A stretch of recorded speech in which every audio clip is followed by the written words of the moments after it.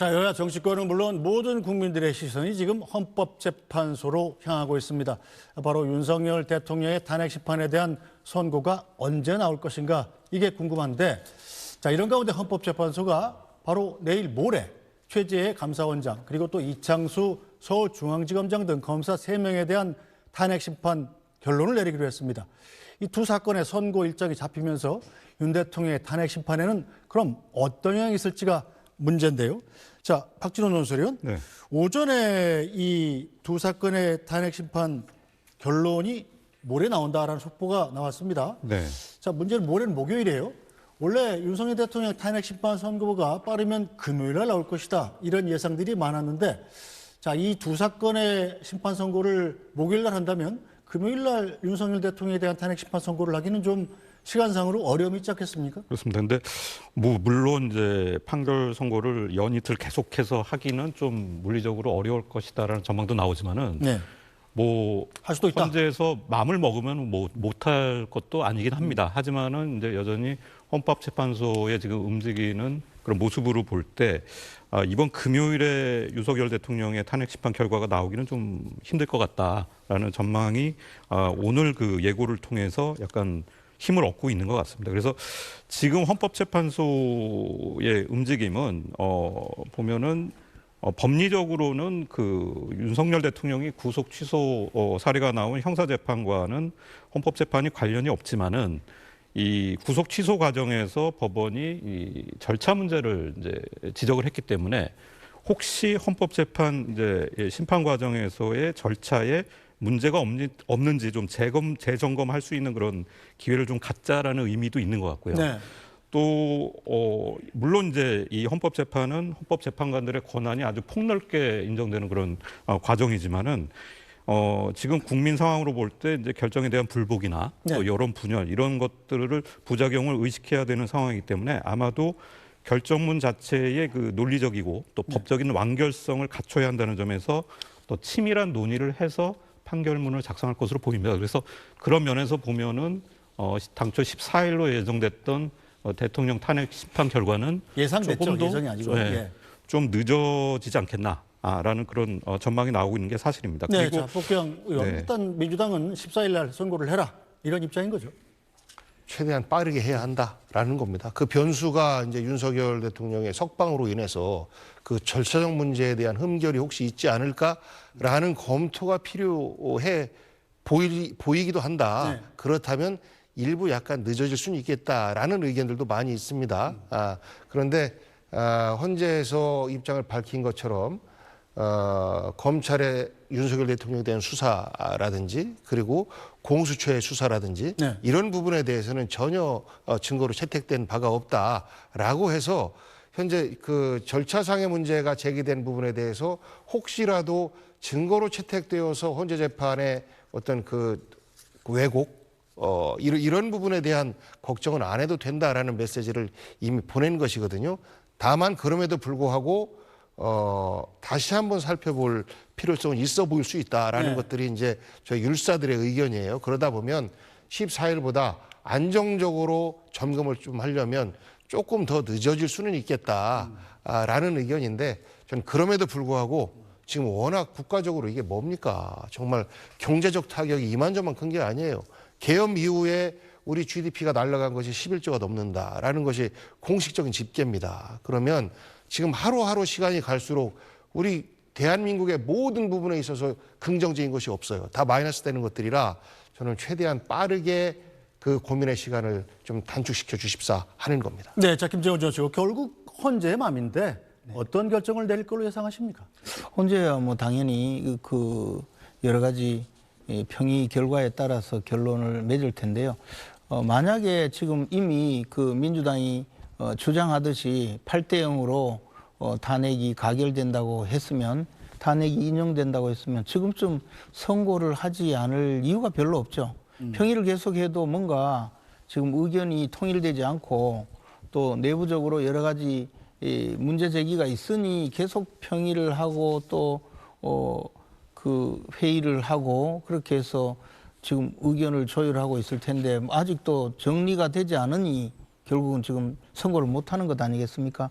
일각에서는 그렇기 때문에 허영 전 연세대학교 법학전문대학원 교수님 말씀처럼 이것이 윤석열 대통령의 탄핵소추 당시에 가장 탄핵소추의 사유로서 결정적으로 내세웠던 내란죄, 그리고 민주당이 그만큼 내란 수개를 탄핵하자고 요구해서 국회 본회의에서 가결이 되었던 그 상황에서 막상 헌법재판소에 와서는 내란죄를 빼고 그 탄핵 심판을 하겠다고 하니까 결국에는 이 탄핵소추 절차가 잘못이다라고 해서 윤석열 대통령의 공소제기에 문제가 있었듯이 그렇게 해서 구속 취소가 되었듯이 이 헌법재판소에서도 탄핵소추 절차의 잘못으로 각하될 것이 아니냐라고 예상하는 분들이 의외로 많습니다. 그리고 그 전조가 지난번에 마은혁 재판관의 그 권한쟁의 심판 때 그때도 국회의장이 본회의 의결을 거치지 않고 권한쟁의 심판을 한 데 대해서 그 3명의 헌법재판관이 문제제기를 하면서 사후 보완을 하도록 해서 그 보완한 것을 인정해서 그 부분에 대해서 그 인용을 해준 사례가 있거든요. 그렇다면 지금 헌법재판소에서 다시 재의결을 해서 올 가능성도 없으니 그 3명의 재판관들이 동일한 그 판단으로 이번에는 이것이 부적법하다. 즉 그 탄핵소추 절차가 잘못이다라고 해서 각하 의견을 낸다면 그러면 이제 민주당이 그토록 주장을 해봐도 이 헌법재판소에서는 국회에서 소추 절차 잘못으로 각하될 가능성이 많지 않는가. 이것을 더군다나 허영 교수 같은 분은요. 저희들도 헌법 공부할 때 그분의 학설을 가장 중시하는 할 정도로 우리나라 헌법학회 태두이자 최고의 그 학자이시거든요. 근데 그분이 이런 탄핵소추 절차를 두고 사기 탄핵이라고 할 정도로 이것이 잘못되었다고 주장하고 있는데 이것을 그냥 쉽게 넘어갈 수 있을까? 저는 그래서 5대3으로 그 마은혁 재판관 당시에 보충 의견을 냈던 3분의 정영식 재판관 외에 3분의 그 각하 의견이 받아들여져서 이 사안은 결국 기각되지 않을까. 네. 자, 야당 예상도 들어보고요. 자, 과거 전례 잠깐 짚어보고 넘어가겠습니다. 자, 노무현 전 대통령 선고 때는 수기가 14일 걸렸습니다. 자, 박근혜 전 대통령 때는 11일이 걸렸는데 두 사건 모두 결론까지 2주를 남겼습니다. 자, 복경 의원, 윤 대통령 사건으로는 가장 긴 수기 기간을 기록하게 됐는데, 자, 김재원 전 최고의 선고 전망과는 전혀 다른 전망을 하시겠죠? 결국은 역사가 평가하지 않겠습니까? 그러니까 예를 들어서 헌법재판소에서 5대3으로 5명이 인용하고 3명의 각하로 인해서 만약에 이게 기각된다라고 하면 우리 역사에 기록되겠죠. 그리고 나서 그 3명의 헌법재판관은 어떤 사람들인지 아마 역사에 기록이 될 겁니다. 그래서 그런 두려운 마음으로 헌법재판관들은 그 재판에 임할 것이라고 보고 박근혜 대통령 때보다 훨씬 더 단순한 겁니다. 네. 그런데 박근혜 대통령에 비해서 훨씬 더 무거운 죄입니다. 그런데 박근혜 대통령 때처럼 이것이 어떤 그 형사 재판 과정이 아니라 위법을 다루는 것이 아닙니다. 위헌적인 요소가 뭐가 있느냐라는 겁니다. 그렇기 때문에 형사 재판처럼 무슨 죄를 어겼기 때문에 탄핵한다라는 것이 아니고 헌법에 무엇을 위반했기 때문에 탄핵한다라는 것이거든요. 그래서 무슨 죄를 얘기하는 것은 그 지난번에 이제 뭐 내란 죄가 빠졌다라고 이야기하는데 그 부분은 박근혜 대통령 때도 똑같이 했고 권성동 지금의 국민의힘 그 대표가 탄핵수초위원으로 활동할 때처럼 똑같은 일이 반복임에도 불구하고 어거지 쓰고 있는 거거든요. 국민의힘 쪽에서는. 그래서 어떤 결과가 나오든 그 결과는 존중되어지고 받아들여져야 되는데 어떤 결과가 정의로운지 어떤 결과가 역사에 긍정적인지 저는 우리 헌법재판관들께서 아무리 본인이 갖고 있는 어떤 가치관 그리고 본인이 갖고 있는 정치적 지향점 이런 것들이 있다 할지라도 헌법이 명확하게 근거하고 있는 바대로 판결을 할 것이다라고 저는 믿고요. 그 결과대로 저는 판결이 나온다라고 하면 저는 국민과 역사에 부끄럽지 않은 결과가 나올 수 있겠다라고 기대합니다. 네, 자, 근데 그 부분에 대해서요. 하도 저렇게 말씀하시니까 간단하게 보충해서 말씀드리겠습니다. 박근혜 전 대통령 당시에도 내란죄를 포함시켰다가 삭제한 적이 있는데요. 그것은 그 탄핵소추 사실 중에서 가장 비중이 낮은 부분이었고, 그래서 동일성, 그 탄핵 사실의 동일성을 해하지 않는다는 판단이 있었어요. 그런데 이번에 윤석열 대통령의 탄핵소추에서는 내란죄가 가장 중요한 그 쟁점이었거든요. 그 내란죄라고 해서 내란죄의 수괴다, 우두머리다라고 주장하면서 그 탄핵소추문에 직접 그 소추 사실에 게재를 했지 않습니까? 역사가 어떻게 쓰느냐면 나중에 세월이 한참 흐르고 나면 당시 의회의 다수를 차지하고 있던 민주당이 이 탄핵소추 사실에 내란죄라고 기재를 해서 국민들을 속이고 사기의 방법으로 탄핵소추를 했다가 헌법재판소에서 이를 바로잡아서 기각시켰다. 그렇게 쓰리라고 생각합니다. 네, 자, 그런데 헌법재판소가 그 국회 소추인단이 이 내란죄를 빼겠다 이렇게 제안을 했지만 헌재가 그걸 수용할지 안 할지는 안 밝힌 거잖아요. 그렇죠. 그렇다는 것이죠. 라고 한 것이고 그런 절차는 권성동 원내대표가 당시에 법사위원장 때 박근혜 대통령을 탄핵시킬 때도 똑같이 반복되었었다라는 말씀 드리는 것이고 이 헌법재판은요. 국회에서 200명의 국회의원들의 동의를 거쳐서 그다음에 이 대통령은 헌법을 수호할 의지도 없고 대통령으로서 역할을 수행할 자격이 없기 때문에 탄핵했습니다. 이러이러한 이유가 있습니다. 이러이러한 헌법에 위배된 죄를 저질렀습니다. 라고 해서 헌법재판소에 보낸 거예요. 그러면 따져보니까 군인들을 동원해서 총을 들고 국회를 난입하고 군인들을 동원해서 선관위를 난입하고 이거는 정말로 중대한 헌법 위반이고 대통령으로서 헌법의 근간을 흔드는 짓이었구나 라고 판단할 수 있게 국회의원 200명이 동의를 한 겁니다. 그러면 그에 맞게끔 판단하는 거예요. 포고령이 정말로 위헌적인지 그리고 동영상에 나와 있는 대로 탄창을 낀 계엄군들이 국회를 문을 부수고 들어오는 모습 과연 이런 것들이 대통령으로서 할 짓인지 이런 것들에 대한 판단을 통해서 이 대통령은 더 이상 대통령으로서 임무를 수행하게 해서는 안 된다라는 결정을 내리면 되는 겁니다. 저는 그러한 결정이 나올 것이라고 기대하고 있습니다. 알겠습니다. 헌재 재판관들이 어떤 결정을 내릴지 지켜보도록 하고요. 자, 박진원 논설위원. 네. 헌법재판관들의 이 최종 선고를 앞두고 가장 크게 돌출된 변수가 바로 윤석열 대통령의 석방입니다. 네. 자, 법원이 윤석열 대통령의 구속 취소를 결정하면서 예로 든 것이 바로 시간이 지났다는 것 하나하고 공수처의 수사권 문제도 들었어요. 네. 자, 그런데 헌재가 윤 대통령의 탄핵심판 과정에서 공수처와 검찰의 수사 자료를 증거로 채택하지 않았습니까? 자, 그렇다면 윤 대통령 측에서는 자, 변론을 새로 해주세요. 이거는 증거가 안 되니까 변론을 새로 해달라고 요청할 가능성도 제기가 됐었는데 아마 이건 안 하는 걸로 가는 모양이에요. 네, 그게 사실 이제 제가 보기에는 100% 확실하지는 않은 것 같아요. 네. 왜냐하면은 불과 어제만 해도 이제 권영세 비상대책위원장이 헌법재판소에 변론 제기를 사실상 이제 공개적으로 요청을 했었거든요. 네. 그래서 헌법재판소는 윤 대통령 수사의 부당성을 지적한 이번 판결을 살펴봐야 한다. 이렇게 말씀을 하셨고 또 오세훈 서울시장도 SNS를 통해서 이제 헌재가 흥결을 안고 시간에 쫓겨 결론을 내릴 이유가 없다 이렇게 압박을 했습니다. 네. 그래서 지금 보면은 이제 여당에서의 그 약간 의도하는 바인지 뭐 모르겠지만은 그러니까 헌법재판소의 탄핵 심판 선고가 좀 늦춰지면은 네. 이게 이제 이재명 민주당 대표의 2심 선고 시점과 좀 시일이 좀 가까워지면서 3월 26일이 이재명 대표의 선거법 위반 2심 선고일이죠. 예, 그렇죠. 그래서 그럴 경우에 만약에 윤석열 대통령에 대한 파면 선고가 나오더라도 네.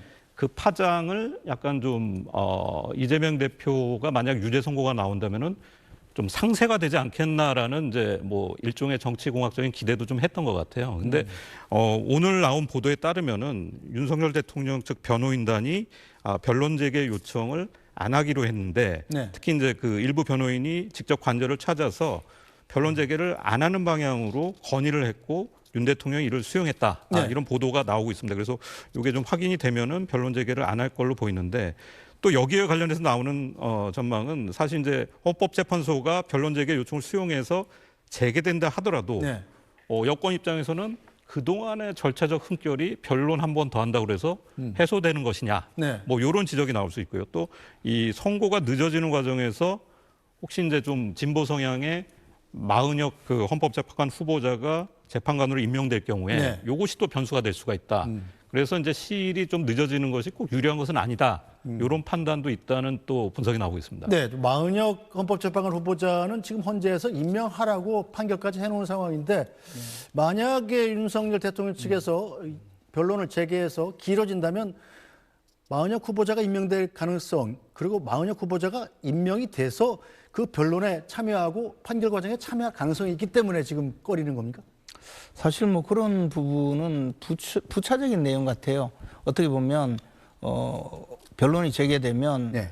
그리고 마은혁 후보자가 헌법재판관으로 임명이 되면 그럼 어차피 변론 재개되었으니까 또 공판 절차 갱신에 참여하고 그러다 보면 공판 절차를 갱신해서 증거조사를 새로 하면 최소 한 달 정도는 또 미뤄질 수 있거든요. 그럼 사실은 또 그 지금 문영배 이정미 4월 28일인가요, 퇴임이? 예, 예. 그 또 퇴임 날짜도 있고 두 이렇기 분이 때문에 퇴임하죠? 저는 마은혁 재판관이 임명되는 것을 두려워해서 변론 재개를 요구하지 않았다는 것은 별로 이 전후 사정이 맞지 않다고 봅니다. 오히려 윤 대통령 변호인 측에서 생각하는 바는 현재 승산이 있다고 판단하고 있는 것 아닌가.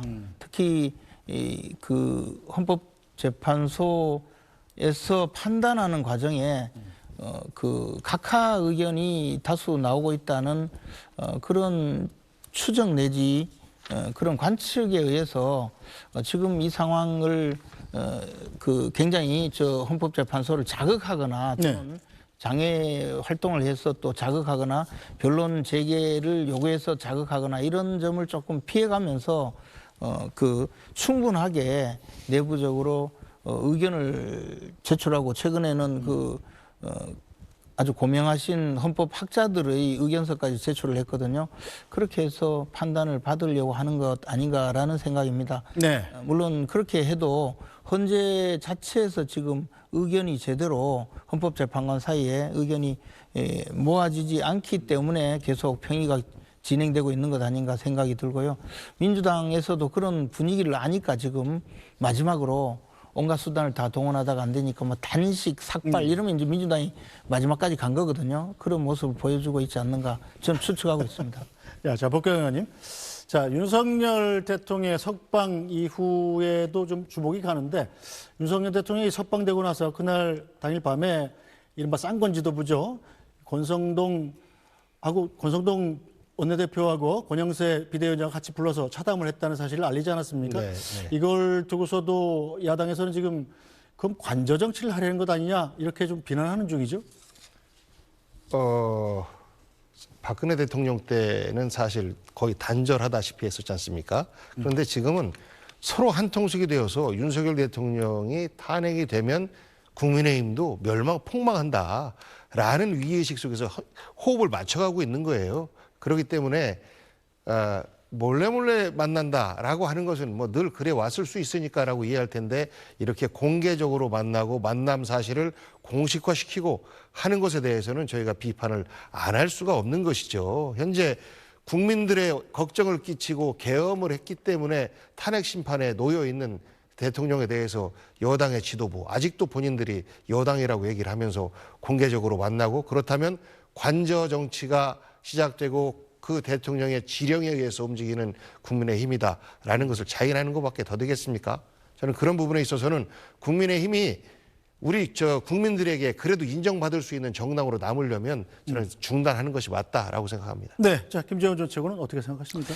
근데 이제 윤석열 대통령 입장에서 그래도 정치적으로 좀 도움을 준 분들에 대해서 최소한의 그 감사 표시를 한 것이 뭐 예를 들어 서한이라든가 또는 일부 뭐 전화를 통해서 감사 인사를 한 것이고, 당 지도부니까 당 지도부에서 그동안 도와준 데 대해서 감사 표시 정도를 하려고 한 30분 정도 만난 것 같은데, 뭐 무슨 그게 뭐 관제 정치라고 할 수 있겠습니까? 정말 관제 정치를 하면 그보다 훨씬 더 활발하게 하겠죠. 오히려 외부의 그런 시선을 의식해서 더 이상 그 지금 정치인들도 따로 만나지 않는 것으로 알고 있는데요. 뭐 그렇게 주장하는 것은 민주당이 늘 상투적으로 트집 잡는 그 사례가 아닌가 생각합니다. 알겠습니다.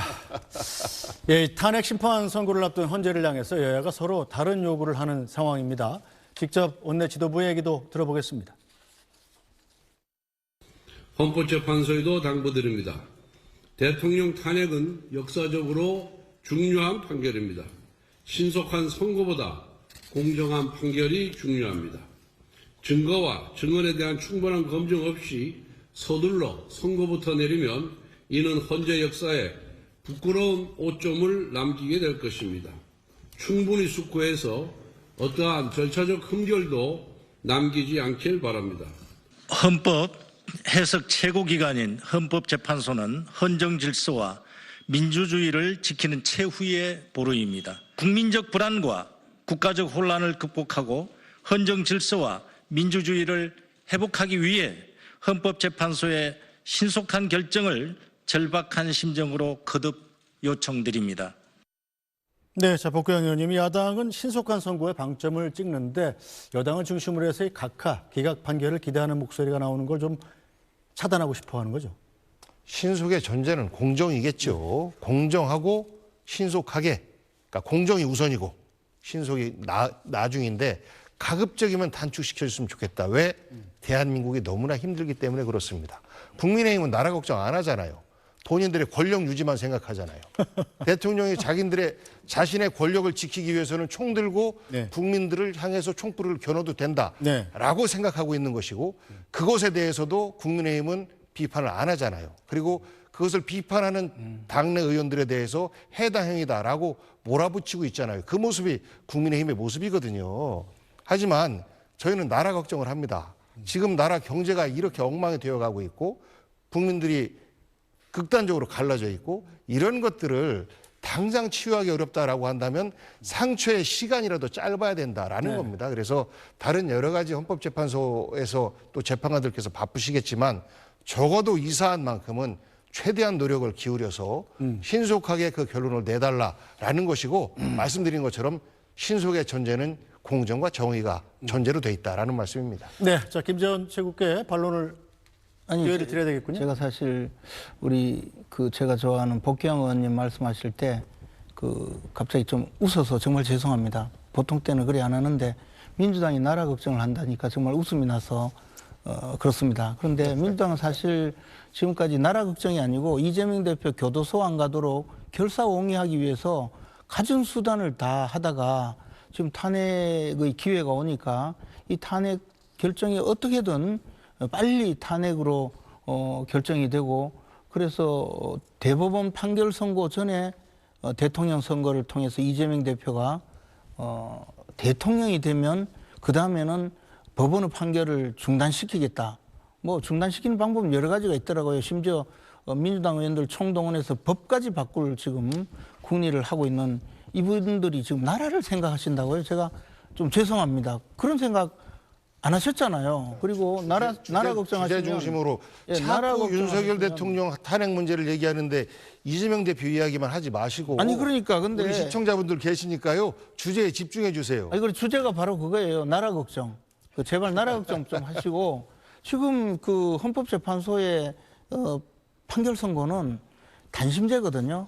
단심제라는 것은 헌법재판소에서 판결을 선고하고 나서 설사 다른 증거가 나타나도 이걸 돌이킬 수가 없어요. 헌법재판은 재심도 못해요. 그렇기 때문에 이 공정하게 그리고 심사숙고해서 판단을 해야 되고, 더 나아가서 이미 헌법재판관 중에 네 분의 재판관은 어떻게 판결할지 천하가 다 아는 상황이 돼 있어요. 이런 식의 그 재판이 어디 있습니까? 그래서 나머지라도 좀 정상적으로 재판을 해주길 바라는 마음에서 네. 어떻게든 좀 자료도 내고 위법한 증거가 섞여 있을 수 있으니 재검토하라고 그렇게 하고 있는데 거기 대고 알겠습니다. 차라리 이재명 대표 교도소 안 가게 저 사실령한테 비는 마음으로 말씀하고 계신다고 이야기하는 게 낫죠. 알겠습니다. 나라 걱정으로 말씀하신다고. 자,